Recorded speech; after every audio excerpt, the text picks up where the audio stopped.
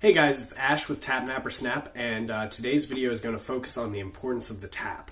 Now, again, going back to Professor Tom Fleming and Matt Salyers, I spoke with them on this and why it's so important to our art, Brazilian Jiu-Jitsu, that the tap is there. Let's go ahead and take a look at that footage. Right, so respecting the tap, I had to research what that meant because I myself have never done it. I'm kidding. The tap is very important.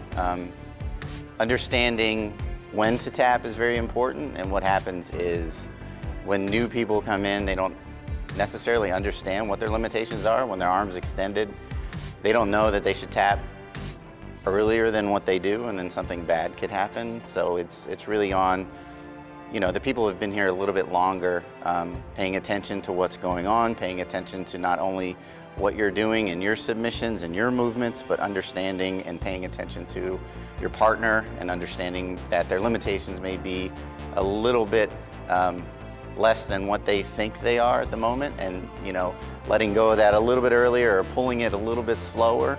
But respecting the tap is what this is all about. We're not able to go 100% without everyone having that understanding of respecting the tap, that when that happens, you stop immediately, no matter what's going on, no matter what position you're in. Jiu-Jitsu tapping is everything. It's pretty much, it's the way to stay alive almost, I guess, essentially. There's nothing embarrassing about it. Everyone taps, and they say early and often, and it's true. Like if you don't tap, you know, serious consequences can occur, and you really have to have a lot of trust in the person you're rolling with, that they'll let you go once you tap. And it's definitely a major part of the process, and it really teaches you, and it helps you grow, you know, but for sure it's a very, very important part of Jiu-Jitsu. So if we find that there is disrespect to the tap, obviously that person is ejected. If it's a continuous thing, I mean, sometimes it's you know, a brand new person not understanding, and what I find is we always implement the two-tug rule that I think Greg came up with, at least that's where I learned it from, is if someone's defending something, you pull in it once, you pull in it twice, you move on. And not only does that try to keep everyone safe where you're not just strong-arming things, it helps you to sort of focus on moving on to the next thing in the chain, which really helps your brain to think 2-3 moves ahead. But if someone blatantly disrespects a tap, they're getting a stern talking to. If it happens again, you know, they're ejected. There's no room for that. There's no room for, you know, not understanding that fundamental rule. It's a fairly easy thing to understand. And if you can't understand that basic part of the game, a lot of people are going to get hurt, and I don't want anyone to get hurt.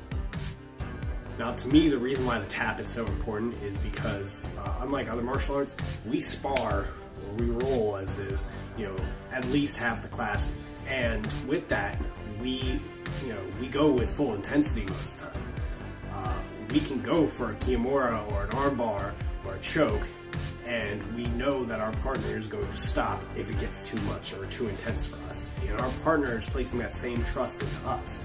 That's one of the things I love about Brazilian Jiu-Jitsu is we know that our art works against a resisting opponent.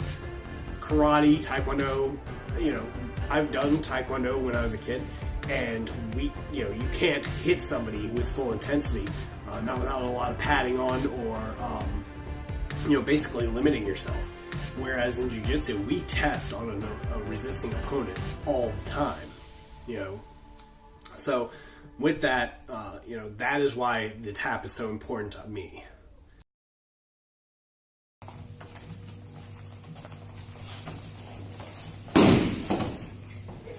Don't forget to like and comment and subscribe.